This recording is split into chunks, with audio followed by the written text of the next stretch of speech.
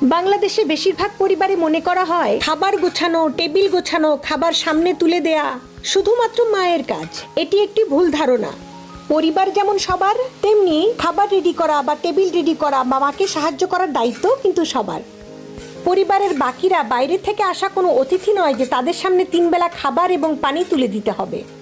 বাংলাদেশে এরকম অনেক মানুষ আছেন যারা নিজের পানিটুকু পর্যন্ত নিজে ঢেলে খান না, বরং ঘরের স্ত্রীর উপর নির্ভর করেন যেন তারা পানিটুকু পর্যন্ত ঢেলে খেতে পারেন না। তাই আপনার সন্তান যেন এমন না হয়, তার জন্য ছোটবেলা থেকেই ঘরের কাজে তাকে অল্প অল্প করে অভ্যাস করুন। যেমন প্রতিবেলা খাবারের আগে টেবিল রেডি করাই পরিবারের সকলের অংশগ্রহণ নিশ্চিত করুন। ছোটখাটো হলেও তাদের সেখানে অংশগ্রহণ করতে দিন। যেমন কেউ পানির জগ ধরবে, কেউ পানির বোতল নিয়ে আসবে, কেউ খাবারের প্লেটগুলো নিয়ে আসবে, কেউ বা তরকারিটা নিয়ে আসবে। এভাবে যখন পরিবারের এই খাবারের সময় সকলে অংশগ্রহণ করবে, তখন